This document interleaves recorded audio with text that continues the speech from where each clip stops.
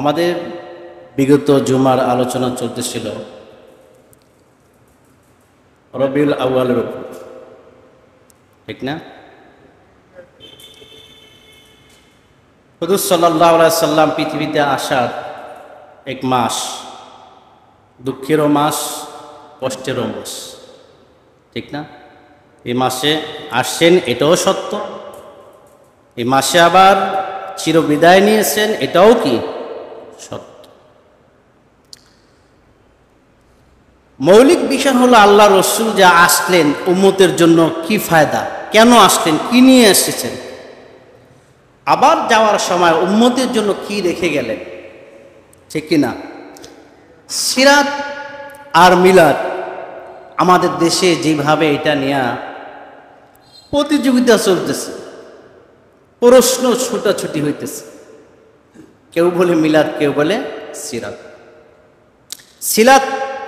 সিরাত যেটা, এটা হলো জীবনে করণীয়, মাননীয়, মান্যওয়ারা, জিন্দগির ভিতরে মানাইতে হবে। আর মিলাদ এটা করলেই চলে। মিলাদ এটাকে বলেন না, করলেই চলে। আমাদের জন্য সবচেয়ে বড় যে মিলাদ, এটা হলো তারাকতু ফীকুম আমরাইন লান তাদিল্লু মা তামাসসাকতুম বিহিমা কিতাবাল্লাহ সুন্নাতা রাসূল। আল্লাহ রাসূল সাল্লাল্লাহু আলাইহি সাল্লাম আমাদের জন্য কি রেখে গেল? রেখে গেছে কি বলেন? সুন্নত। রেখে গেছে কি বলেন সবাই? সুন্নত। এই যে কথায় উত্তর দিচ্ছেন, ধর্মীয় কথায় আমি প্রশ্ন করলাম, উত্তর দিচ্ছেন, এটাও একটা সুন্নত। ঘরে বসেছেন, আল্লাহর ঘরে বসেছেন, চোখের সামনে একটা ময়লা আসছে, এটা ফেলিয়ে দিলেন, এটাও কি একটা বলেন সুন্নত? এটাও একটা সুন্নতের অন্তর্ভুক্ত। মাথায় টুপি লাগাইছেন, এটাও একটা সুন্নত, ঠিক না? আল্লাহ পাকের পক্ষ থেকে দাঁড়িয়ে আসছেন, দাড়ি রেখে দিয়েছেন, এটাও সুন্নত। মতান্তরে কেউ বলছে ওয়াজিব। এবং সুন্নতি পোশাক, তাকওয়ার পোশাকগুলো অবলম্বন করছেন, এটাও একটা সুন্নত। গত সপ্তাহে পোশাকের উপর কথা হয়েছে, ঠিক কিনা? পোশাক এটা আমাদের জন্য কত মাধুর্য, ইসলামের কত সৌন্দর্য, এটা আমাদের বুঝে আসে। তো আমাদের বাংলাদেশে ভারতের এই সরকারের আগে মনমোহন সিং বাংলাদেশে রাজকীয় দাওয়াতে আসছে। তো বাংলাদেশের যারা ওনাকে রিসিভ করবে, যে ভারতের প্রাইম মিনিস্টার আসবে, না জানি কত শান শৌকত, কত সাজসজ্জায়, কত অবস্থা নাকি সে আসে। তো যারা রিসিভ করতে গেছে তারা দেখে যে ধুতি পরে আসছে। কি পরে? হ্যাঁ, ধুতি পরে। আর হাতের ভিতরে ওনাদের যেই এই কিতাব যেটা পড়ে, ওইটা হাতের ভিতরে, আর কিছু নাই। হাতে ওনাদের কি বলেন? কিতাব। আর উনি পরে আসছেন ধুতি। ওনাকে প্রশ্ন করলো, আপনি ভিআইপি মুসলমান, আপনি ভিআইপি মেহমান, মুসলমানের দেশে আসছেন, বিশ্বের বৃহত্তর দ্বিতীয় মুসলিম দেশ, এখানে আপনি আসছেন। আমরা ভাবছি নাকি আপনি কত হ্যান্ডসাম পোশাক পরে আসবেন, আধুনিক পোশাক পরে আসবেন, স্যুট কোট পরে আসবেন। তো আপনি আসছেন ধুতি পরে, এক সাইড দেখা যায়, এক সাইড ও নড়ে চড়ে। তিনি বলে, দেখো আমি হিন্দু। উনি কি বলেন? আমি হিন্দু, আমার জাতীয় পোশাক হয়েছে এই ধুতি।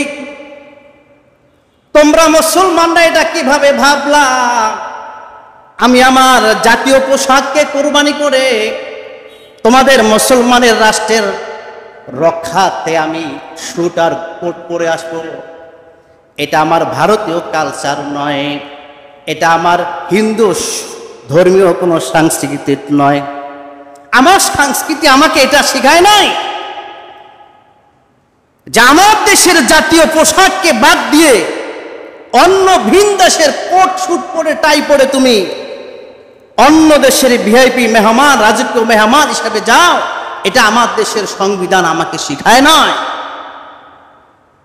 চিন্তা করছেন একজন হিন্দুর কথার কত ধরন, কথার ভিতরে কত জোর, তার নিজের ধর্মের পোশাকের উপর সে কত ইস্তেকামা। আর আমরা মুসলমানটা লেবাসুত তাকওয়া, এটা আমরা যে পরবো আমাদের লজ্জা লাগে, গরম লাগে, পড়তে আমাদের অনেক কষ্ট হয়, ঠিক কিনা? এই যে ধর্মীয় পোশাক এটা পরাও সুন্নত, ঠিক কিনা? আল্লাহ রাসূল এটাই রেখে গেছে। আর একটা ছিল তার হাতে তাদের যেই কিতাব, কিতাবের নাম কি ওনাদের? বলেন না কেউ? গীতা, ত্রিবাচক, হাতের ভিতরে এটা। যারা রিসিভ করে বলতেছে স্যার আপনার হাতের ভিতরে এটা কি? হাতের ভিতরে এটা কি? এটা আমার গীতা। এটা কেন? আমি মুসলমানের কাছে সবচেয়ে প্রিয়তম বই, সবচেয়ে প্রিয়তম বস্তু, সবচেয়ে প্রিয়তম গ্রামার হইল, পড়নেওয়ালা বস্তু হইল আমার ধর্মীয় কিতাব। আমাদের ধর্মীয় কিতাবের নাম কি? জোরে কোন? কোরআন। কয়জনে আমরা কোরআন নিয়ে যাই? সফরে গেলে কয়জনের ব্যাগে কোরআন থাকে? অথচ বাদশাহ ফাইসাল পুরা ওয়ার্ল্ডের ভিতরে সমস্ত দেশের রাজা বাদশাদেরকে ডাকছেন, কার দেশে কি পরিমাণ, কার কি সৌন্দর্য বস্তু আছে ওটা এখানে জমা করে। বাংলাদেশ থেকে গিয়েছেন এরশাদ, যে কোনো দেশে যার ওই সময় সবচেয়ে দামি বস্তু ওইটা নিয়ে গেছে। বাদশাহ ফয়সাল ফাহাদ এই কোট পরা, এই কোটের ভিতর থেকে আস্তে আস্তে করে একটা মহাগ্রন্থকার সকলের সামনে টেবিলের উপর রেখে দিল। বিচারকরা বলে কি ব্যাপার, এটা কি? এটা কি? আমার দেশের ভিতরে, আমার আরব দেশের ভিতরে, আমি মুসলমান, আমার কাছে সবচেয়ে দামি, সবচেয়ে প্রিয় যেই বস্তু এটা হলো আমার আল্লাহ পাকের কালাম। এটা কি বলেন না? আল্লাহ পাকের কালাম। তাহলে একজন হিন্দুর হাতের ভিতরে যদি তার গীতা থাকে, ত্রিপাচক থাকে, আর আমাদের মুসলমানের দিলের ভিতরে, হাতে তো দূরের কথা, দিলের ভিতরও আল্লাহ পাকের কোরআন নাই, ঠিক কি না? হ্যাঁ, মনমোহন সিং তিনি গীতা পড়ে ভারত থেকে বাংলাদেশে জাতীয় রাষ্ট্রীয় মেহমান হিসাবে চলে আসছে। তিনি কি বলেন? জোর কণ্ঠে বলেন যে এটা আমার ভারতীয় সংস্কৃতি, এটা আমার ভারতীয় পোশাক, এটা আমার হিন্দু ধর্মীয় পোশাক, এটা বাদ দিয়ে আমি স্যুট কোট টাই পরে কেমনে আছি, এটা আমার দেমাগ আমাকে সমর্থন করে। আর আমরা মুসলমান, আমাদের জাতীয় পোশাক, আমাদের লেবাসুত তাকওয়া ধর্মীয় পোশাক আমরা যে পরব, এটা আমার বিবেক আমাকে উৎসাহিত করতেছে না। কারণ আমার দিলের ভিতরে কি আমার ধর্মের প্রতি অগাধ বিশ্বাস আর ভালোবাসার মহব্বত নাই, ঠিক কিনা? তাহলে রাসূল এটাই রেখে গেছে, এটাও সুন্নাত। আল্লাহর ঘরের ভিতরে একটা ময়লা আবর্জনা পড়ে গেছেন, খাদেমের আশায় থাকেন না, মুয়াজ্জিন সাহেবের আশায় থাকেন না, নিজের চোখের সামনে ময়লা আসছে ফেলিয়ে দেন, ঠিক কিনা? ফেলিয়ে দেন। এই যে বেগুনবাড়ির এক সাথী, কালকেই তো সম্ভবত কবে জানি ঘটনা শুনাইতেছে, এই পৃথিবীর ভিতরে যত মানুষ আছেন, যত বড় গুনাহগার, তার ভিতরে যখন ঈমানি জাজবা চলে এসছে, তখন ওই যুগে সবচেয়ে নিকৃষ্ট কাজ তিনি করছেন। হযরতে ইব্রাহিম রাহিমাহুল্লাহ 49টা দেশের বাদশা ছিল। কয়টা দেশের? জোরে বলেন না কয়টা? 49টা দেশের বাদশা। আপনি কয় দেশের বাদশা? ঘরে তো বাদশা হইতে পারেন না, আপনার বিবির কাছে তো আপনার বাদশাহী চলে না, চলে? 49টা দেশের বাদশাহী ছেড়ে দিয়েছে, ছেড়ে দিয়ে বের হয়ে গেছে দিন শিখার জন্য। কি শিখার জন্য? জোরে বলেন, দিন শিখার জন্য। আল্লাহর ঘরে একটা ময়লা কেউ যদি ফালায়, আল্লাহর ঘরে বাইতুল্লাহ শরীফ পরিষ্কার করা সব তার আমলনামে আল্লাহ লিখে দেন। চিল্লায় কোন সুবহানাল্লাহ। কোন মা তার নিজের ঘর যদি নিজে জিকির করে আর ঝাড়ু দেয়, আল্লাহর নবী বলেন ওই মায়ের আমলনামায় আল্লাহ বাইতুল্লাহ শরীফ ঝাড়ু দেওয়ার সওয়াব লিখে দেন। একটা ময়লা আপনি ফেলে দিয়েছেন, একটা গাধা মরা পরিষ্কার করা সওয়াব আল্লাহ তাআলা দান করেন। এই দেশের ভিতরে যত অলি, যত পীর গাউস কুতুব হয়েছে, হাকিমুল উম্মাত আশরাফ আলী থানভী বলেন, অর্থাৎ জগতের বুজুর্গ বলেন, আসেম নানুতুবি রাহিমাহুল্লাহ অর্ধরাত আল্লাহর দরবারে পড়ে থাকত। আর এক অংশ রেল ভ্রমণে চলে যেত, আর এক অংশে তিনি ব্যবসার জন্য, কুলিগিরি করার জন্য ফলপটি চলে যেত। আখের রাতে তাহাজ্জুদ নামাজের আগে ছাত্ররা যত বাথরুম করত, তিনি তার সামানাপত্র মাথায় গামছা বেঁধে বাথরুম পরিষ্কার করার জন্য তৈয়ার হয়ে যাইত, যাকে হুজ্জাতুল ইসলাম বলে।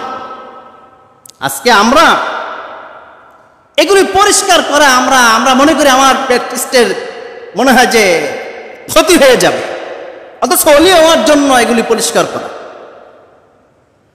কি করা বলেন না? আল্লাহর ঘরে ঝাড়ু যেই দাম আছে, সেই দামও আমি আপনার আমার নাই। হাফিজ হুজুর একজন আরাবিয়ান মুরিদ, সৌদি আরব থেকে বাংলাদেশে আসবেন হাফিজজির সাথে সাক্ষাৎ করার জন্য। আরবি ওই মুরিদ চিন্তা করলো বাংলাদেশে যাব হযরতের সাথে সাক্ষাতের জন্য, কি হাদিয়া নেওয়া যাইব? হাতর নিয়ে যাইব না পাঞ্জাবি নিয়ে যাইব না স্যুট নিয়ে যাইব? তার ভিতরে ভাবলো না, আল্লাহর ঘরের একটা যে কোনো অংশ যদি নিয়ে যাইতে পারি আমার শাইখের কাছে, শাইখ বেশি খুশি হবে, ঠিক কিনা? হোসেন আহমদ মাদানী রাহিমাহুল্লাহ আলাইহি এই দাড়ি মোবারক কি দিয়া বলেন, এই দাড়ি মোবারক দিয়ে আল্লাহর ঘর ঝাড়ু দিছে। আল্লাহর ঘরের এত দাম, এত শান, আল্লাহর ঘর যে ঝাড়ু দিবে তার দিল আল্লাহ পরিষ্কার করে দিবে দাড়ি দিয়া। কি দিয়া বলেন? দাড়ি দিয়া।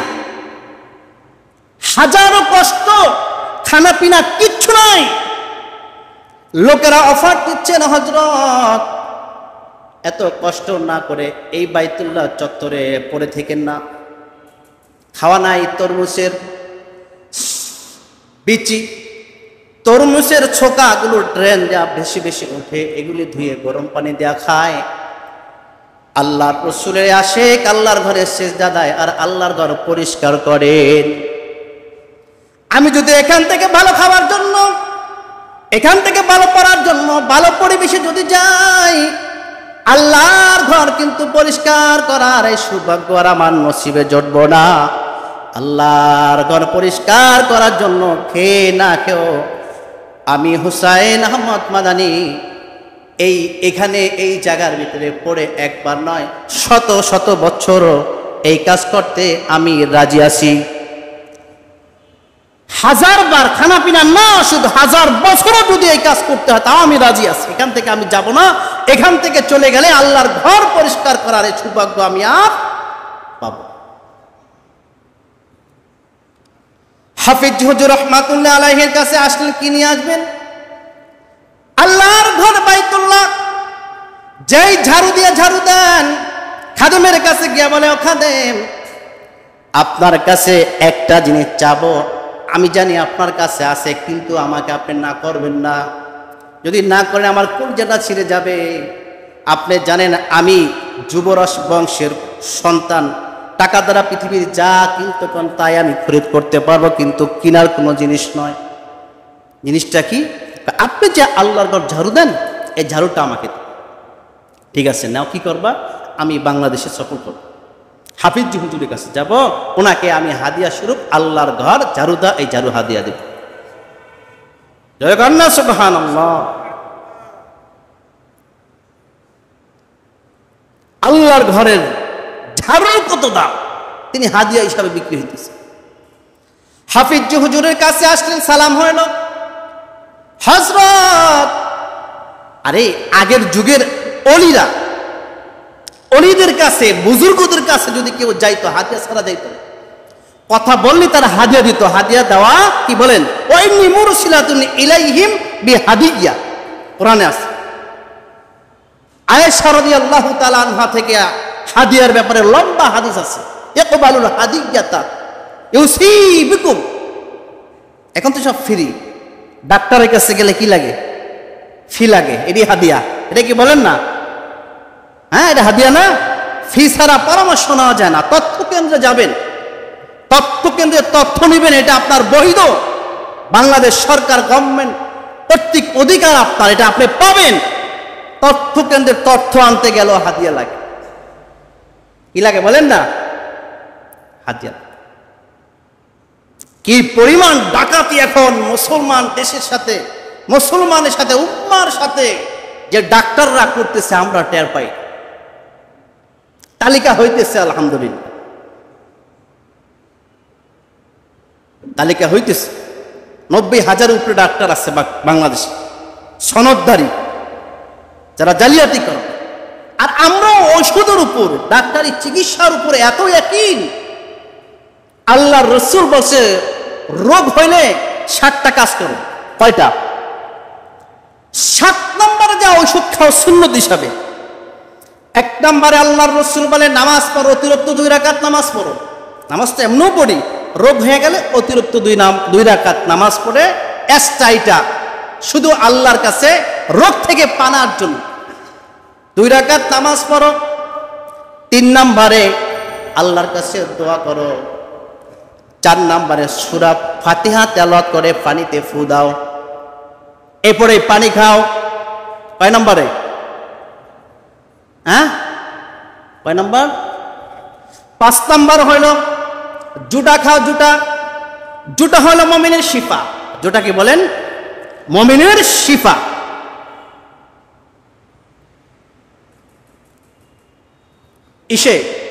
থাইল্যান্ডে করোনার সময় এক বৌদ্ধ এক মেয়েকে ঘর থেকে তাড়া দিয়েছেন বাপ মা। করোনা হয়েছে, চিকিৎসা নাই, চিকিৎসা কেন্দ্র সব বন্ধ। কারণ এরা একজনে আক্রান্ত হয়েছে, এখন শ্বাসী রোগ ট্রান্সফার হইতে পারে, ঘরের সবাইকে আক্রান্ত করতে পারে, ঘর থেকে বের করে দিছে। এখন এই মেয়ে লোকটি আর জায়গা নাই, আত্মীয় স্বজন কেউ জায়গা দেয় না। দাওয়াত তাবলীগের লোক ছিল পাকিস্তানের, তাদের কাছে এই শব্দ আসছে, একজন মেয়ে লোককে, একটা মেয়েকে বাড়ি থেকে তাড়া দিয়েছে তার বাপ মা করোনা হওয়ার কারণে। রোগ নাই, চিকিৎসা নাই, ব্যবস্থা নাই, ঘরেও জায়গা দিব। দাওয়াত তাবলীগের সাথীরা মাশওয়ারা করছে জিম্মাদারের সাথে, জিম্মাদার সাহেব যদিও তার করোনা হয়েই থাকে, আলহামদুলিল্লাহ রোগদার মালিককে। আরে করোনাতে এটা সহজ রোগ, আল্লাহ পাক 8টা গজব দিবে, 8টা গজব। আল্লাহ তাআলা ভূমিকম্প দিবে, ভূমি ধস দিবে, জলোচ্ছ্বাস দিবে, করোনা দিবে। আল্লাহ তাআলা রক্তকে পানি করে ফেলবে। রাত্রে রাখবেন আপনি রক্ত পানি, সকালে দেখবেন সব রক্ত চলে আসছে। টিউবওয়েলে কলে পানি ছাড়বে, রক্ত বের হয়েছে। আল্লাহ পাকের গজব। আল্লাহ তাআলার পক্ষ থেকে সেনাবাহিনী, ফাইল্লাম তাফআলু ফাহযারু বিহারবিন মিনাল্লাহি ওয়া রাসূল, আমার পক্ষ থেকে 7টা বাহিনী। এরপর আল্লাহ তাআলা ব্যাং দিবে। ব্যাং কি দিবে বলেন? ব্যাং। রাত্রে ঘুমাতে পারবেন না, চারদিক থেকে ব্যাং আসবে। ব্যাং দিবে 1 ফাল, আপনি দিবেন 10 ফাল। এরপর আল্লাহ তাআলা বলে উকুন দিব। উকুনের কামড়ানোর কারণে কেউ থাকতে পারবে না, নারী পুরুষ ছোট বড় সকলের মাথায় শুধু উকুন। এটা আল্লাহ পাকের গজব। আল্লাহ তাআলা আবার শেষে বলেন, আমি আল্লাহ তাআলা ঝড় দিব, ঝড় তুফান দিব। এরপর আল্লাহ তাআলা আবার বলে, আমি বঙ্গপাল দিব, পঙ্গপাল দিব, হাজার হাজার পঙ্গপাল, যত জিরাত যত ফসল হবে সব খাইয়া তছনছ করে দিব। এটি আল্লাহ পাকের পক্ষ থেকে পর্যায়ক্রমে কি বলেন না, পর্যায়ক্রমে এগুলো সব গজব আসবে আল্লাহর হুকুম ছেড়ে। আল্লাহ তাআলা ভূমিকম্প তো দিচ্ছেন না, কিছু কিছু দেয়, ঠিক না?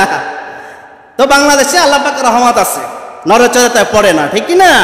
এটা তো সাধারণ, করোনা তো সাধারণ। এর থেকে আরো বড় বড় রোগ, বড় বড় আযাব, বড় বড় গজব আল্লাহ পাক তৈয়ার রাখছে। যদি আল্লাহর হুকুম না মানো, আল্লাহ তাআলা বলে এবার তৈয়ার হয়ে যাও। ব্যাং দিয়া দিবে, উকুন দিয়া দিবে, পানি সব রক্ত হয়ে যাবে, জলোচ্ছ্বাস দিবে, জলোচ্ছ্বাস, ভূমিকম্প দিবে, ভূমিধস দিবে। এমনিই তো পানি নিচে লেয়ার নষ্ট হয়ে গেছে। বাংলাদেশ, পাকিস্তান, থাইল্যান্ড, আফগানিস্তান, কাশ্মীর, বার্মা সহ, চীন সহ বড় বড় বিল্ডিং করা নিষেধ। পানি নিচে যে প্লেট, টাইটানিক যে প্লেট, এটা ভেঙে গিয়েছে। ভারত তো অনেক আগ থেকে রাষ্ট্রীয়ভাবে নিষিদ্ধ, বড় বড় বিল্ডিং করা যাবে না, কারণ মাটির যেই গতি শক্তি এটা কিন্তু দুর্বল হয়ে গেছে। এটা আল্লাহ পাকের গজব। এটা আল্লাহ পাকের কি বলেন, সবচেয়ে বড় গজব হলো বাঙালিদের জন্য ভূমিকম্প। একতলা, দুইতলা, তিনতলা, চারতলা যারা আছেন তাদের জন্য সবচেয়ে বড় ভয়াবহ, ঠিক কি না? তাহলে কয়টা বলছিলাম? 5টা। কয়টা বলেন? এরপরে এই সাথীদের মাসরা নিয়ে, সাথীদের মাসরা নিয়ে ওই মহিলাকে দাওয়াত ও তাবলীগের খানার যে জুটা আছে, জুটা তাকে খাওয়ানো হয়েছে যে তোমার জন্য আসমান জমিনের নিচে এখন একটাই ঔষধ, এটা কি? জুটা। এটা কি বলেন না?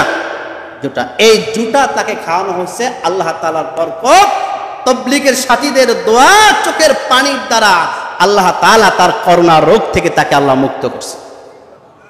ওই বৌদ্ধ ধর্মের মেন সর্বশেষ বলে যে আমার তো দুনিয়ার কেউ নাই, মরে যাব, তাই বলে আমাকে সবাই ত্যাগ করছে। যদি আপনারা সম্মতি হন, রাজি হন, আমি মুসলমান হব। দাওয়াত ও তাবলীগের সাথীদের হাতে মুসলমান হয়ে এবং ওই দাওয়াত ও তাবলীগের সাথীদের কাছে মেয়েকে বিবাহ দিচ্ছেন। সুবহানাল্লাহ না? তাহলে জুটা বলেন না? তাহলে কি জুটা? এরপরে খাবেন মধু, এরপরে কালিজিরা। 7 নম্বরে আল্লাহ রাসূল বলে এখন সুন্নত হিসাবে তুমি ঔষধ সেবন করো। কয় নম্বরে বলেন? নামাজ পড়বেন, দোয়া করবেন, সূরা ফাতিহা পড়ে পানি খাইবেন, জুটা খাইবেন, মধু খাইবেন, কালিজিরা খাইবেন। 7 নম্বরে যাইয়া কি করবেন? সুন্নত হিসাবে ঔষধ খাইবেন। এই 7 নম্বরটা মানে 1 নম্বর নিয়ে আসছে, ঠিক কি না? ঔষধ দেখবেন শহরের ভিতরে, সিটির ভিতর রাত 12টা 1টার পরে চায়ের দোকান বন্ধ, চাউলের দোকান বন্ধ, মুদির দোকান বন্ধ, ঔষধের দোকান খোলা। তার মানে চাউলের থেকে, মুদির দোকানে ওলাদের থেকে ঔষধের দোকানের গুরুত্ব বেশি। ঘরে চাউল নাই, খবর নাই, বাঁচতে হবে, 7 দিনের প্যাকেজ ঔষধ কিনতেই হবে, ঠিক কি না? ঔষধের উপরে এই পরিমাণে ইয়াকিন আমাদের চলে আসে, ঠিক কি না? বলতেছিলাম যে ডাক্তারের কাছে গেলে আগে ফি লাগে। আজকে হুজুরদের কাছে, আলেম বুজুর্গদের কাছে আসলে করে দেন না, দেন না ফুয়ায়া, দেন না পরামর্শ, ফ্রি। এই যে ফুটা শিখতে, এই যে পরামর্শ দিতে, তার 12-13 বছর জ্ঞান শিখতে কত টাকা খরচ হয়েছে আপনি জানেন? জানেন না? একটা ছেলেকে আপনি আলেম বানান, মুফতি মুহাদ্দিস বানান, তাহলে আপনি টের পাইবেন, ঠিক কিনা? কি বলেন, ঠিক কিনা? কথা কন না, বোবা নাকি? কবরস্থান এটা? আজিমপুর গুরুস্থান নাকি? কথা কন, ঠিক না? ঠিক। হাফিজ হুজুর রহমাতুল্লাহ আলাইহি রাতে উঠায় দিলেন ঝাড়ু। কি ভাই নোয়াখালী মানুষটা, আরে তুমি এটা কি দিলা? কয় হুজুর স্বর্ণের দোকানে যাই, স্বর্ণের দোকানের স্বর্ণ থেকে আওয়াজ আছে। হাফিজজি স্বর্ণের পাগল নয়, বড় বড় যুগ উপযোগী বড় বড় দোকানে যাই, শপিং এ যাই, যেখানে সেখান থেকে দিল সাক্ষী দেয় দুনিয়ার এই মাল আসবাবপত্রের কোনো পাগল হাফিজজি নয়। হাফিজজি পাগল কার বলেন না? চান আল্লাহর পাগল। চিন্তা করলে আপনার জন্য কি নিয়ে আসবো? আল্লাহর ঘর ঝাড়ু দিছে, যে ঝাড়ু দিয়ে এই ঝাড়ু আপনার জন্য হাদিয়া হিসাবে নিয়েছি। বলেন সুবহানাল্লাহ। হাফিজ হুজুর জড়ায় ধরছে, আল্লাহ তোমার ঘর একবার ধরতে পারি নাই, 2বার ধরতে পারি নাই, বা একবার ধরেছি, আর তোমার ঘর শত শত ভার এই ঝাড়ু দিয়েছে। আর কেঁদে দিচ্ছেন। সুবহানাল্লাহ বলেন না। তা আল্লাহর ঘরের ঝাড়ুরও কি আছে বলেন? বলেন না, দাম আছে। আমার দাম নাই, আমি দামি হইতে চাই না, দামি হওয়ার চিন্তাও আমি করি না। কোন কাজ করলে, কোন কাজে হাঁটলে আমি দামি হব, এই ফিকিরও আমি করি না। ঠিক কিনা ভাই? মৃত্যুর চিন্তা বিলকুল আমাদের নাই। মৃত্যুর চিন্তা যদি মানুষের ভিতরে আসে তাহলে মানুষ দামি হয়ে যায়। ঠিক কিনা ভাই? মানুষ দামি হয়ে যায়, কারণ মরণের স্মরণ নাই। আমরা মনে করি যে জানাজা পড়তেছি, আই হ্যাঁ পড়তেছি। একজনে ভারতে 24 পরগনায় জোহরের সময় এলান করছে অমুকে মারা গিয়েছে। আসরের সময় আবার এলান হয়েছে আর একজন মারা গিয়েছে। তো লোকেরা বলে জোহরের সময় যে এক লোক এলান দিল, উনি কোথায়? উনিই মারা গেছে। ওই লোক চিন্তা করতে পারছে, কখনো ফিকির করছে যে আমি একজন মারা গেছে এলান করলাম, অথচ আসরে নামাজের সময় ওই লোক নিজেও মারা গেল। মরণের স্মরণ আমাদের ভিতরে নাই। বাপ মারা গেছে। কে মারা গেছে বলেন? বাপ মারা গেছে। জানাজার সামনে, খাটিয়ার সামনে বলতেছে, আমার বাপের কাছে যদি কেউ পাওনা থাকো তাহলে আমরা সন্তান, আমি বড় সন্তান আছি, আমার কাছে জানাই। পরের দিন, ওই দিনের ঘটনা, পরের দিন রাত্রে মাইকে এলান হয়েছে অমুকে মারা গেছে। এই যে বিক্রমপুরের ঘটনা, চিন্তা করছে বাপের ঋণী শোধ করবে যিনি, তিনি শেষ হয়ে গেছে। মরণের স্মরণ কেমনে করতে একজন বুজুর্গ দেখাইছে। দাফনের কাপড়, অর্থাৎ দাফন করতে যা যা লাগে, তিনি বলেন যে আমি মরণের স্মরণ বহুত ভাবে করার চেষ্টা করছি, গুনাহ ছাড়তে পারি না, নেকামল করতে পারি। নেকামল সবাই করতে। একজন আলেমের কাছে গেছে যে মরণের স্মরণ কেমনে হবে। কয় তাহলে ঘরের দরজার সামনে কাফনে কাপড় ঝুলা রাখ, অর্থাৎ কাফন দিতে যা যা লাগে এটা নিজের হাতে কিনে ঘরের দরজার সামনে লাগায় রাখ। তো তিনি বলে যে আমি যখন পরে ঘরে ঢুকি তখনই কাফনের দিকে আমার নজর যায়, নজর গেলেই আমার কবরের কথা স্মরণ হয়। ঠিক না? দুদিনের পৃথিবী আর বেশি দিনের নয়, কবর পথের যাত্রী সে যে সবার শেষ ঠিকানা। ঠিক না? দুদিনের পৃথিবী আর বেশি দিনের নয়, কবর পথের যাত্রী সে যে সবার। জীবনের পণ্য নিয়ে যাও সম্মুখে, আসবে তোমার জয়। ইমানের পণ্য নিয়ে যাও সম্মুখে, আসবে তোমার জয় জয় জয়। জীবনের নৌকা, আমলের নৌকা চলে রে তরঙ্গ মাঝে, সাজিয়ে গুজিয়ে তোরা দে, ও আমায় সাজিয়ে গুজিয়ে তোরা দে। শেখ হাসিনার নৌকা না, এটা নূহ নবীর নৌকা, এটা ইমানের নৌকা, আমলের নৌকা। দুদিনের পৃথিবী আর বেশি দিনের নয়, কবর পথের যাত্রী সে যে সবার শেষ ঠিকানা। ঠিক না? সবার শেষ ঠিকানা কোনটা? দুদিনের পৃথিবী আর বেশি দিনের নয়, কবর পথের যাত্রী সে যে সবার শেষ ঠিকানা। জীবনের পণ্য নিয়ে যাও সম্মুখে, আসবে তোমার জয়। বলেন, জীবনের পণ্য নিয়ে যাও সম্মুখে, আসবে তোমার জয় জয় জয়। জীবনের নৌকা, জীবনের নৌকা চলে রে তরঙ্গ মাঝে, সাজিয়ে গুজিয়ে তোরা দে। ঠিক কিনা? সাজিয়ে গুজিয়ে দিবে এটা আশায় থাকলাম, অথচ কবরের সাজন যে নিজের সাজতে হবে এই ফিকির করলাম না। ঠিক কিনা? শুধু দুনিয়া কেমনে লাখ লাখ টাকা কামাবো, নিষেধ নাই। কোন আলেম, কোন মানুষকে আল্লাহ গরিব হইতে বলে নাই। ফতোয়ায় আহসানিয়ার ভিতরে আছে দোয়া করো, আল্লাহ ওই পরিমাণ ধনী আমাকে বানাও যেন আমি হজ করতে পারি, ওই পরিমাণ ধনী আমাকে বানাও যেন হজের মতো ফরজিয়াত আমি আদায় করতে পারি। যেন আমাদের মুরব্বীরা এই দোয়া করত। কারণ দুনিয়ার যত টাকা পয়সা, বাড়ি গাড়ি, বালাখানা, এগুলো কিচ্ছু থাকবে না। ঠিক না? কত আর করেছ বাড়ি গাড়ি, পরে রবে যত সব গহনা শাড়ি। ঠিক না? গহনা শাড়ি। কত আর করেছ বাড়ি গাড়ি, পরে রবে যত সব গহনা শাড়ি।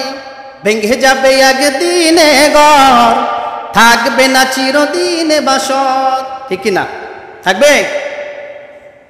কত আর করে সব বাড়ি গাড়ি, পরে রবে যত সব গহনা শাড়ি, ভেঙে যাবে একদিনে ঘর, থাকবে না চিরদিনে বাসর। সব কিছু অজুহাত খোদার রাহে, সব কিছু অজুহাত খোদার রাহে, নিজের জীবনটা সঁপে দাও, নিজের জীবনটা সঁপে দাও, ঠিক না? যত অজুহাত আল্লাহর রাস্তায় আসলে, ভাই নামাজ পড়ছনি, চলো যাই নামাজে যাই, কয় ভাই কাপড়টা ঠিক না, বলে নাউজুবিল্লাহ। মুসলমানের কাপড় নাপাক থাকতে পারে? এটা মুসলমান? কি বলে এটা মুসলমান? এখানে তো আমাদের সাবেক সভাপতি হাফেজ মাওলানা ইসমাইল সাহেব, এই প্রতিষ্ঠানের সাবেক সভাপতি, ইনি তো আলেম এবং আরব দেশের ইমাম। আমি যত করা কথা বলি ওনার কাছ থেকে জানেন তো কোরআন হাদিসের বাহিরে কিনা কোন মুসলমান নাপাক নাপাক পোশাক পরতে পারে না। ইয়া আইয়ুহাল মুদ্দাসসির কুম ফাআনযির রাব্বাকা ফাকাব্বির ওয়া সিয়াবাকা ফাতাহ্হির। কোন মুসলমানের পোশাকও নাপাক থাকতে পারে না। নাপাক পোশাক হয়ে গেছে, পানি আছে ধুয়ে ফেলে। জানেন নাপাক হালতে মারা গেলে ফি সাবিলিল্লাহ জাহান্নামে যাবে। এজন্য ফরজ গোসল হলে সাথে সাথে ফরজ গোসল আদায় করে। যত অজুহাত আল্লাহর হুকুমের ব্যাপারে, রসুলের সুন্নাহর ব্যাপারে, ঠিক কিনা? কি বলেন ঠিক কিনা? অজুহাত এগুলো হলো দুষ্ট মুসলমান। আপনার আছে এক হাত, আমার আছে দুই হাত, ডান হাত বাম হাত, আর শয়তানি মুসলমানের আছে তিন হাত, আর একটা হলো কি হাত? অজুহাত। কি হাত বলেন না? অজুহাত। মুসলমান নামাজ না পড়ে পারে, নামাজ না পড়লে মুসলমানই তো থাকে। তারকা সালাম মুতাআম্মিদান ফাকাদ কাফার, ইচ্ছাকৃতভাবে নামাজ ছেড়ে দেয়, তার কোনো ইমানদার সে দাবি করা হক তার নাই, ঠিক কিনা? তাহলে আমরা দুনিয়ার জন্য পাগল পারা নিষেধ নয়, আল্লাহকে ছেড়ে দেওয়া যাবে না, আল্লাহকে ছেড়ে দেওয়া বলেন না যাবে। এই জন্য আল্লাহর রসুল কি রেখে গেল বলেন? সুন্নত। কি রেখে গেল বলেন? জোরে বলেন সুন্নত। উম্মত বনতে হইলে আল্লাহ রসুলের সুন্নাহ লাগে। কি লাগে বলেন? জোরে কোন, আরো জোরে। সুন্নত।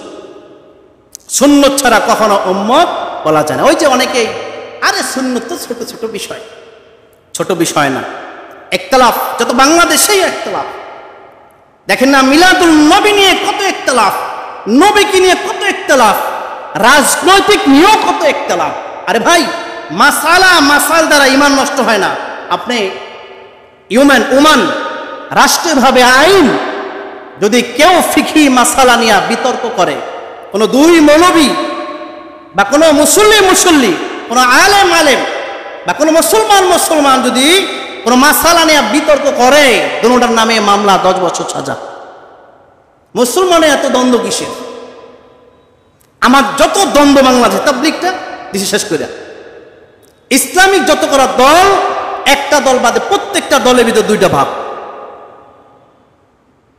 যে যেটা মানতেছে ওটাই হক মনে করে, ঠিক না? যে যেটা মানতেছে ওটাই হক মনে। হাকিমুল উম্মাত আশরাফ আলী থানভী একটা ঘটনা বলছেন, বলবো? আচ্ছা, এই এক যুগে আয়না ছিল না। কি ছিল না ভাই? আয়না। তো বাপ মারা গেছে, সন্তানের যুগ আসছে। এখন এই সন্তান বাপকে দেখছে, বাপের চেহারা মনে আছে। ওই যুগে আয়না ছিল না, এখন আয়না আছে। এখন সন্তানের চেহারা বাপের চেহারা সেম। এখন বাজারে গেছে, বাজারে আয়না আবিষ্কার হয়েছে, আয়নার দিকে তাকাইছে। এখন তাকিয়ে দেখে যে বাপের চেহারা আর নিজের চেহারা কি একরকম। আয়নার দিকে তাকাবে, এটা আমার বাপ, এটা কি আমার বাবা? ভাই দাম কত? আমার বাপ আপনার দোকানে। এটা বাপ না, আপনার বাপ না তো, এটা আয়না। ভাই দাম কত? যে এত টাকা। নিয়ে গেছে। এখন নিয়ে যায় এটাকে সুকেসে রাখছে।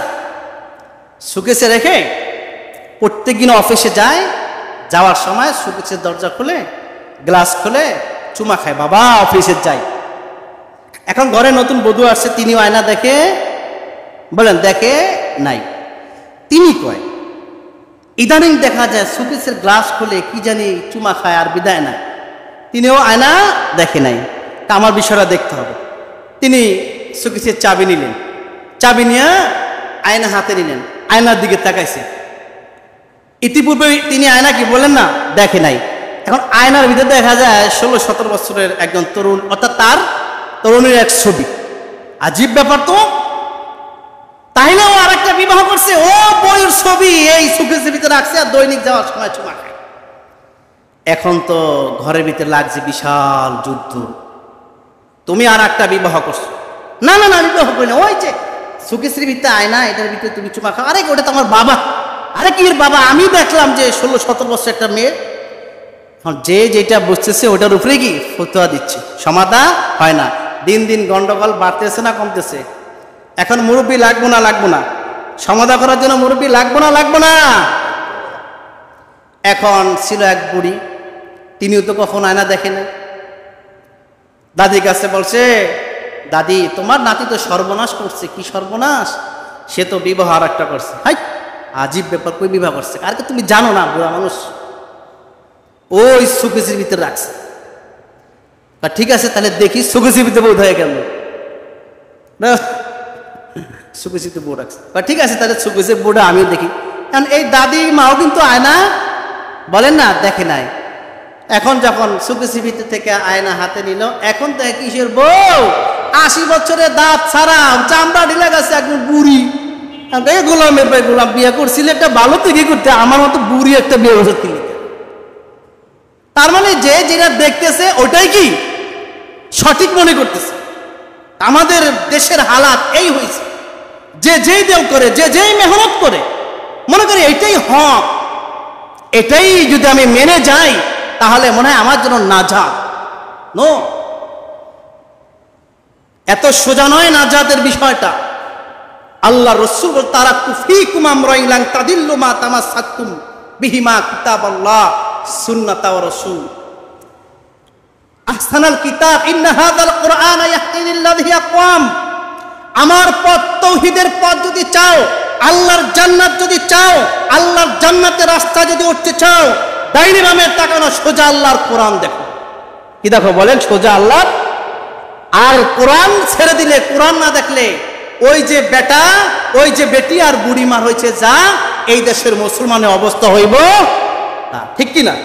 এজন্য মাশাআল্লাহ তিউনিসের সাথে আইন করছে, তিউনিসিয়া। ইসলাম নিয়ে বার্গেনিং করা যাবে না, ধর্ম নিয়ে বার্গেনিং করা যাবে না, যার যেটা মন চায় চলুক, কিন্তু আকীদা ঠিক থাকলে হয়। আমরা সবাই 5 ওয়াক্ত নামাজ মানি না জোরে কাল মানি কি মানি না?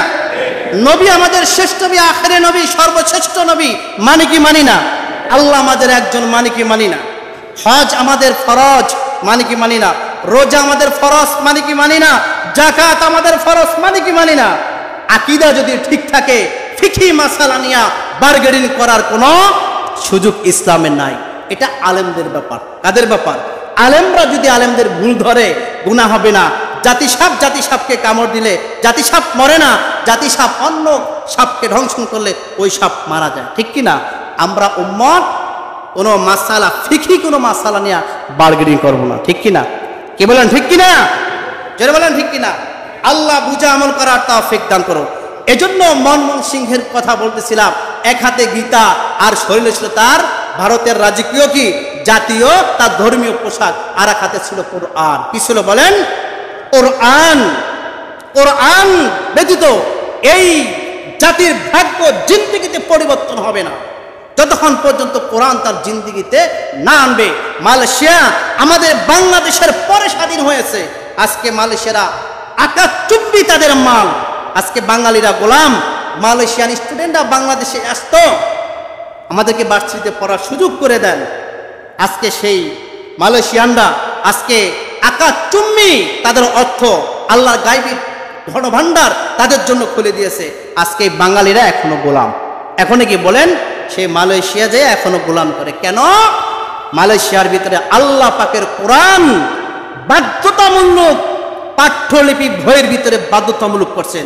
মালয়েশিয়ান একজন স্টুডেন্ট যদি ক্লাস 8-এ পড়ে, এই খুতবা দেওয়ার যোগ্যতা, খতিবগিরির যোগ্যতা তারা রাখে।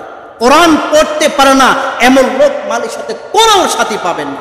সবাই কোরআনের উপর তাদের ডিগ্রি আছে, কারণ তাদের ক্লাসের বইয়ের ভিতরে আল্লাহ রসুলের হাদিস পড়ায়, ক্লাসের বইয়ের ভিতরে আল্লাহর কোরআনের তাফসীর পড়ায়।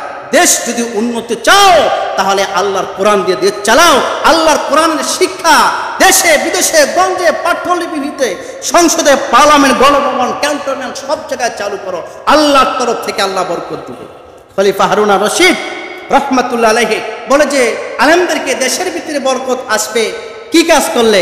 আলেমরা পরামর্শ দিল, আপনার রাজকীয় যেই ভবন ওখানে বসে বসে আল্লাহর কোরআন তেলাওয়াত করান। তিনি 17 জন কারি সাহেব আলেমকে নিয়োগ দিয়েছেন। যেমন সেনাবাহিনী 2 ঘন্টা করে ডিউটি করে, খলিফা হারুন আর রশিদের রাজত্বের ভিতরে এই কারি সাহেবরা আলেমরা 2 ঘন্টা করে আল্লাহর কোরআন তেলাওয়াত করে আজীবন যতদিন পর্যন্ত ক্ষমতা ছিল আল্লাহর কোরআন চলতেই ছিল, পড়তেই ছিল।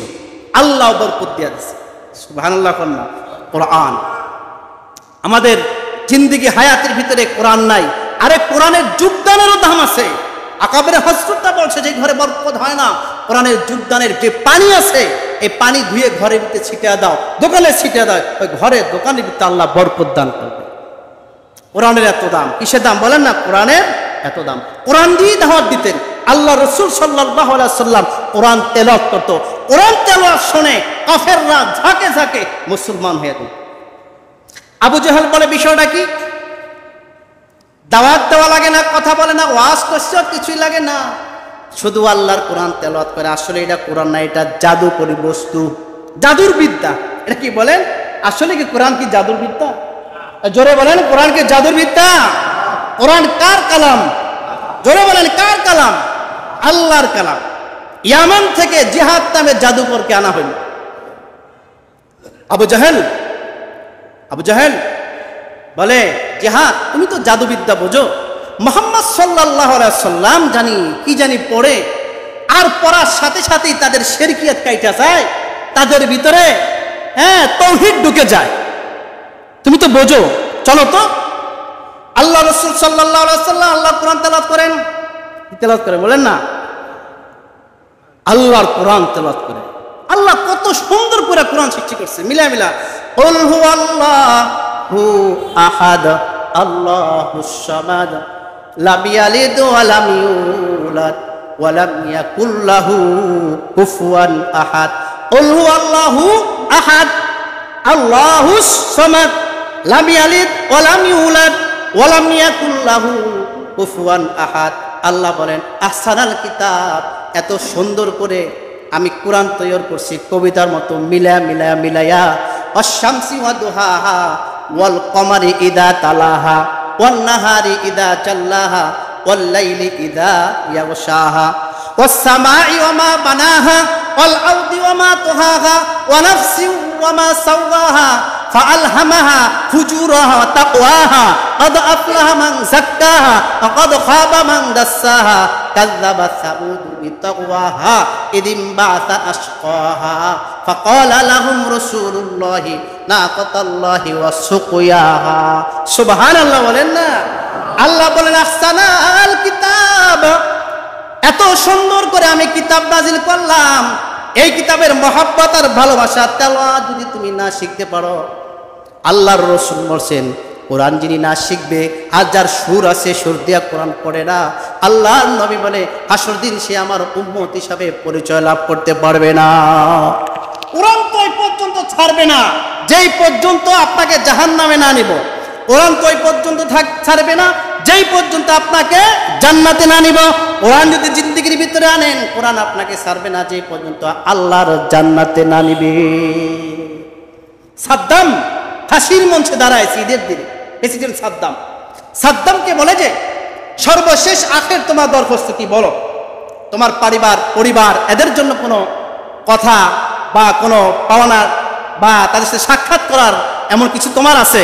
প্রেসিডেন্ট সাদ্দাম ঈদের দিন, কুরবানির ঈদের দিন, আল্লাহু আকবার, মুসলমানের শাসনকর্তা প্রেসিডেন্ট সাদ্দাম, প্রেসিডেন্ট মুরসি হাফেজ কোরআন, প্রেসিডেন্ট জিয়াউল হক হাফেজ কোরআন, প্রেসিডেন্ট এরদোগান হাফেজ কোরআন, প্রেসিডেন্ট মুরসি এই যে মিশরের সাবেক প্রেসিডেন্ট, সিসি গভর্নমেন্ট তাকে বিনা দোষে, মুসলমান নিজে খতমে তারাই পড়ান, নিজে ওয়াজ করে নিজে তারাই পড়ান, নিজে নামাজ পড়ান, আজান হয়ে গেলেই নিজেই ইমামতিতে দাঁড়ান।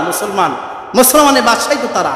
সিসি গভর্নমেন্ট তাকে রাষ্ট্রদ্রোহী মামলা দিয়ে মিশরের জেলের ভিতরে তারে হত্যা করছে। জেলের ভিতর না, সর্বশেষ কোর্টে আনছে, আধা ঘন্টা পর্যন্ত বক্তব্য দিচ্ছেন। এমনি রোগী, স্ট্রোকের রোগী, হার্টের রোগী, বক্তব্য অবস্থায় স্ট্রোক করছেন। 34 মিনিট পর্যন্ত জায়গায় বসে আছে। তার সাথে যারা জেলে থাকে ডাক্তার ছিল, বড় বড় ডাক্তার, বলছে আমরা একটু দেখি, চিকিৎসা করি। মিশরের প্রেসিডেন্ট, মিশরের বিচার দায়িত্বে যারা ছিল, না আমরা ডাক্তারখানায় ফোন দিছি, অ্যাম্বুলেন্স আসবে। কিসের অ্যাম্বুলেন্স আসবে? অর্থাৎ সে এখানে মারা যায়। আধা ঘন্টা পর্যন্ত এই তাদের কার্যালয়ের ভিতরে শুয়ে আছে, একটা ডাক্তার তারা দেখে নাই। তার মানে হাফেজে কুরআন, আল্লাহর বাহিনী, আল্লাহর সৈনিক পরে মারা যায়। প্রেসিডেন্ট সাদ্দাম সর্বশেষ বলে, আমার একটাই দাবি, একটা কোরআন আমাকে দিন। সুবহানাল্লাহ বলে, জোরে কন্যা সুবহানাল্লাহ। ফাঁসির মঞ্চে দাঁড়িয়েও বলে, একটা কোরআন আমাকে দিন। একটা কোরআন আনা হইল, এই নেন কোরআনটা, আমার মেয়েদের কাছে দিবেন, আর আমার মেয়েদেরকে বলবেন এই কোরআন দিয়ে যেন আমার মেয়েরা তাদের জীবন ধারণ করে। সুবহানাল্লাহ। কোরআন কি বলেন না? কোরআন আমাদের আজকে কোরআন নিয়ে দাওয়াত দিত। হাজী ইসমাইল রাহমাতুল্লাহ আলাইহি কত বড় আল্লাহর ওলি ছিল। গায়িকারা, নায়িকারা গান পরিবেশন করে। হাফেজ ইসমাইল শহীদ রাহমাতুল্লাহ বলেন, যারা গান গায়, দাওয়াত দিতেছে, এই দাওয়াত না, আমাদের এই তবলিগ না, তাদের তবলিগ ব্যথা নেওয়া তবলিগ, তাদের তবলিগ দরদালা তবলিগ, তাদের তবলিগ উম্মতকে আল্লাহর রাসূলের সাথে পরিচয় করা তবলিগ, তাদের তবলিগ আল্লাহকে আল্লাহর বান্দা হিসেবে পরিচয় অর্জন করা তবলিগ। আর আমাদের তবলিগ দল, কি বলেন না? দল, ঠিক কি না? আমাদের তবলিগ দল হয়ে গেছে। আজ থেকে 1000 বছর আগে আমাদের আকাবিরা তবলিগ করছে। আমাদের বাংলাদেশের ইতিহাস দেখেন, আজ এই যে বাংলাদেশ, ঢাকা শহর, ঢাকা শহরের তবলিগ দেখেন। ঢাকা শহর নাম কেন, কারা রাখলো? ঢাকা সিটি রাজধানী কারা বললো? ঢাকা সিটি কেমনে হইল? এটা পিছনে দেখেন কারা কি করছে। 2 জন আকাবির। কয়জন বলেন? 2 জন আকাবির। 800 সালে, 8 সালে, কত সালে? 8 সালে, 800 সালে তারা এই প্রদেশে আসছে তবলিগ করার জন্য। 2 ভাই, জালালউদ্দিন তাকিয়ানি রাহমাতুল্লাহ আলাইহি, এই দোনো ভাইয়ের কবর গণভবনে আছে, বঙ্গভবনে। এই দোনো ভাইয়ের কবর বঙ্গভবনে। আমি আজকে ঢুকতেছি না ঢাকা শহরের ইতিহাস। ঢাকা শহরের ইতিহাস যদি বাংলাদেশের যতগুলো ইতিহাস বিভাগ আছে, রাজশাহী বিশ্ববিদ্যালয়, চট্টগ্রাম বিশ্ববিদ্যালয়, ঢাকা বিশ্ববিদ্যালয়, এদের কাছে বলেন, হয়তো এরা 684 বছর আগের ইতিহাস বাংলাদেশে বলতে পারবে। এর আগে, এর পরের ইতিহাস তারা বলতে পারবে না। যতগুলি পাবলিক বিশ্ববিদ্যালয় পড়ে 10টা, বা সরকারি বিশ্ববিদ্যালয় 30টার উপরে। যদি আপনি এই এশিয়ান সোসাইটি ইউনিভার্সিটি এই ইতিহাস বিভাগে যদি আপনি ঢাকার ইতিহাস চান, তারা বেশি হলে 684 বছর আগে ইতিহাস বলতে পারবো। আর যারা আলেম ও ওলামা, দায়ী ইলাল্লাহ, যারা দিন নিয়ে চলছে, ইসলামিক তুর্কিরা, ইরানিরা, মিশরীরা, ইরাকিরা, আফগানিরা, গজনবীরা, বালাকোটিরা, রণাঙ্গনীরা, তাদের কাছ থেকে আপনি ঢাকার বাংলাদেশের ইতিহাস চান, 1000 বছর পূর্বের ইতিহাস তারা বলতে পারবে। সুবহানাল্লাহ। 800 বছর পূর্বের ইতিহাস বাংলাদেশে ইসলাম কেমনে আসবে। ওই যে দেখছেন সিগন্যাল দিচ্ছে আমাকে, এই জন্য আমি সামনে আগাইতে পারতেছি না। তবে আজকে এটা বলবো না, এতটুকু বলবো, দাওয়াত তাবলীগ যারা করেন, আমি এখানেও বলছি, আমাদের এই মসজিদে 18 থেকে 20 জন কমিটির লোক আছে। আমাদের মসজিদ মার্কেটে যতগুলো দোকানদার আছে, বারবার বলি আপনারা এদেরকে দাওয়াত দেন, এদের জন্য দস্তখানা বিছান। আজকে আমরা দাওয়াত দিচ্ছি সুবিধাবাস কিন্তু রিক্সা চালকরে, ওই কুলিরে, ওই চাল বিক্রি করাওয়ালারে, ওই সুটকি বিক্রি করানোওয়ালাকে দাওয়াত দিচ্ছি না। আগে দাওয়াত দেন যাদের কাছে স্টাডিং, বলেন না, যাদের কাছে স্টাডিং। আজকে 1000 বছর আগের একটা ঘটনা বলি। যখন হালাকু খান, চেঙ্গুস খান, তৈমুল্লন, যারা ছিল বিশ্ব সন্ত্রাসী, তৈমুল্লন, হালাকু খান, রক্ত, মুসলমানের রক্ত দিয়ে গোসল করত, রক্ত চোষণ ছিল তাদের ভিতরে। ইসলামী হুকুমত, ইসলামের কথা বলার মতো কেউ নেই। রাশিয়া থেকে একজন আলেম চিন্তা করলো, এই চেঙ্গুস্কা, হালাকুকা, তাতারিরা তারা যেভাবে মুসলমানের রক্ত চোষণ করতেছে, একে একে তারা বিশ্বের যতগুলো মুসলমান আছে সব তারা কতল করে ফেলছে। দাসরা নদীর ভিতরে যত মুসলমানের কিতাব ছিল, পুস্তক ছিল, এগুলি সব ফেলিয়ে দিচ্ছে। ব্রিটিশও করছে। ব্রিটিশ করে নাই? ব্রিটিশ তো একবারে আইন পাস করছে, ফরমান জারি করছে, উপমহাদেশের ভিতরে, এশিয়ার ভিতরে কোনো কোরআন থাকতে পারবে না, কোনো হাফেজ থাকতে পারবে না, কোনো আলেম থাকতে পারবে না। এই এক কাফেলা ইন্ডিয়াতে আসছে, দিল্লি মসজিদের সামনে আসছে। দিল্লিতে মাদ্রাসা এখন আছে, ওই মাদ্রাসা ওই সময় ছিল। তখন দিল্লি মাদ্রাসার সমস্ত কোরআন চেয়েছেন। ইস্ট ইন্ডিয়া কোম্পানি, ব্রিটিশ সরকার কর্তৃক আমরা এসেছি, সমস্ত কোরআন আমাদেরকে দেন, আমরা ফুরিয়ে ফেলি। সব দিতে পারি, নেন, ভালো। দিন টিকা রাখার জিম্মাদারি কার? বলেন কার?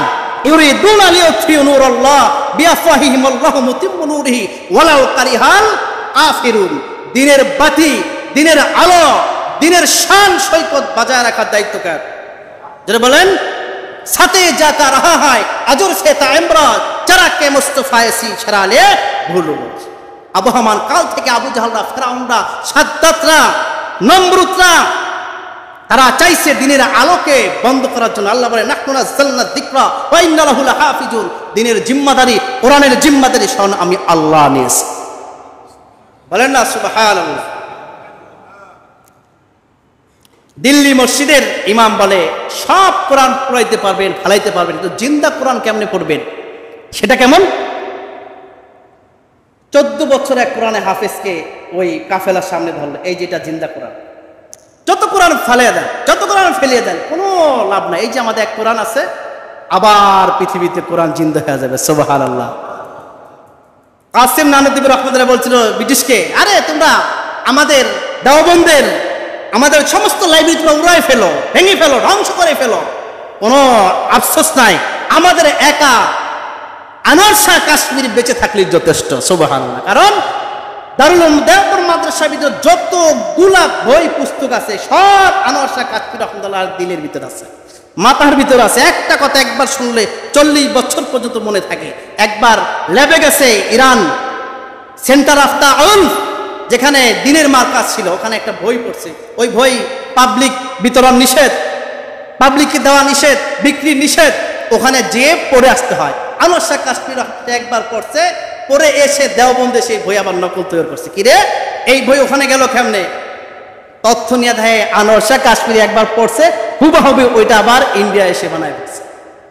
এমন কোরআনে হাফেজ, ওরে পড়বা কেমনে? ও তো আলহামদুলিল্লাহ কোরআন শরীফ তেলাওয়াত শুরু করছে, পড়তে পড়তে একটানা 14 পারা পড়ছে। 3 ভাগে, অর্থাৎ 3 কিসিমে মিলা 30 পারা কোরআন শরীফ পড়ছে। এই অবস্থা দেখে যেই ব্রিটিশ কর্তৃক যে গোয়েন্দারা আসছে, তারা কয় আমরা ভুল করতেছি।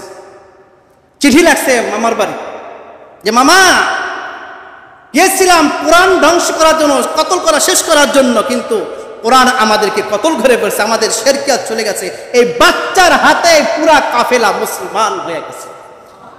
লিখে দিয়েছেন আসছিলাম হিন্দু কাফের হয়ে, কিন্তু ছোট একজন বাচ্চার মুখের কোরআন শুনে কোরআনের মুজিজা আমাদেরকে মুসলমান বানায় ফেলছে। জিহাদ কোরআন শরীফ শোনার জন্য আল্লাহ রসুলের সামনে গিয়েছে। আল্লাহ রসুল যখন আল্লাহর কোরআন তেলাওয়াত করে আর জিহাদের চোখ থেকে পানি বের হয়, আবু জাহেল বলে কি আজীব ব্যাপার, আল্লাহ তোমাকে আল্লাহ রসুলের এই কবিতা নাকি জাদুর বিদ্যাটা ধরার জন্য তুমি যে কাঁদতেছ? জিহাদ বলে যে আবু জাহেল, এটা কোনো জাদুবিদ্যা নয়, এটা মালিকের পক্ষ থেকে আসমানি রুহানি কিতাব। যত কানে ঢোকে তত শিরকিয়াত কাইটা যায়, তাওহীদ ঢুকে যায়। জাদুকর জিহাদ জাগার ভিতরে আবু জাহেলের সামনে বলো লা ইলাহা ইল্লাল্লাহ, লা ইলাহা, জোরে জোরে লা ইলাহা।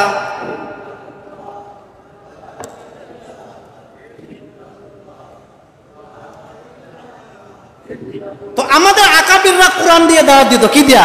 গানের মঞ্চবিতে গান চলতেছেন, হাজী সাহেব রহমতুল্লাহ বলে, তোমরা যে গান গাও তোমাদের সাথে আমিও গান গাই, তবে তোমাদের গানের জন্য এতারা দাতারা নারেন্দা বারেন্দা সারেন্দা লাগে। আমি যে গান পরিবেশন করব কোনো নারেন্দা বারেন্দা সারেন্দা কিচ্ছু লাগবে না, শুধু একটা দিল লাগবে।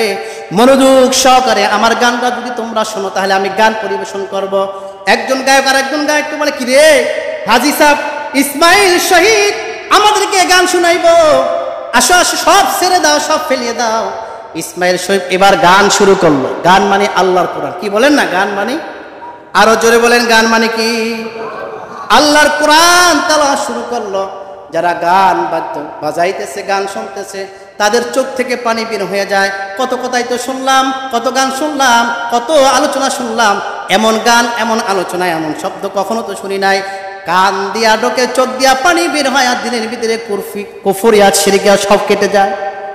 ওরা সমানে কাঁদতেছে। ইসমাইল শহীদ সাদাকাল্লাহু মাওলানা আযীম কইছে, দেখে প্রত্যেকটা বহাতিরা গানের বহাতিরা যারা গান পরিবেশন করে কাঁদতেছে। ইসমাইল শহীদ বলে, ভাই তোমরা জাগ্রত হও, আমি আমার গান আমার পক্ষ থেকে মালিকের পক্ষ থেকে যে গান ছিল গান পরিবেশন করা আমি খতম করে দিয়েছি। গান গাইনওয়ালারা এখন বলে, হযরত আপনি কি গান গাইলেন, কি গান শোনাইলেন, আরো গাইতে থাকেন। কি বলেন না? আরো গাইতে থাকেন। কারণ কোরআন হলো আসমানি কিতাব, কোরআন হলো হেদায়েতের কিতাব। এজন্য আল্লাহ বলেন, ইন্না হাযাল কুরআনা ইয়াহদি লিল্লাযী হিয়া আকওয়াম। বান্দা যদি হেদায়েত চাও, তৌহিদ চাও, সুন্নাত চাও, সব ছেড়ে দিয়ে আল্লাহর কোরআনের দিকে আসো। কোরআন তোমাকে দেখাই দিবে এটা শিরক, এইটা কুফর। কোরআন দেখাই দিবে এটা তাওহীদ, এটা শিরক, এইটা বেদাত, এইটা সুন্নাত, এগুলো দেখাই দেব। কে বলেন? আল্লাহর কোরআন। বলেন না কে? আল্লাহর কোরআন। সমস্ত গান জ্ঞানওয়ালারা গায়িকারা সবাই তওবা করে বলে, হযরত আজ থেকে তওবা করলাম, সব ফালাইলাম। আল্লাহ পাক যেই কয়দিন এই মাটিতে রাখে, আপনার কদমে কদম রেখে, আপনার খেজমতে হাজিরা দিয়ে আল্লাহর কোরআন না শিখে এই দুনিয়া থেকে আল্লাহর দরবার আমরা যাইতে চাই না। সুবহানাল্লাহ বলেন না? এজন্য আজকের মেসেজ ছিল কি বলেন না? কোরআন। কি বলেন না? কোরআন। তাহলে আমরা কোরআন শিখব ইনশাআল্লাহ। বলে আমরা কি শিখবো? কোরআন শিখবো। আল্লাহ আমাদের সবাইকে, আমি ওই আলোচনাটা টানতে পারলাম না সময়ের অভাবে, যদি সুযোগ হয় আবার সামনে টানবো ইনশাআল্লাহ। দাওয়াত তাবলীগের বিষয়, বাংলাদেশের তাবলীগের বিষয়, রাশিয়ার তাবলীগের বিষয়, তাতারিদের তাবলীগের বিষয় ইনশাআল্লাহ যদি সুযোগ হয় আবার আগামী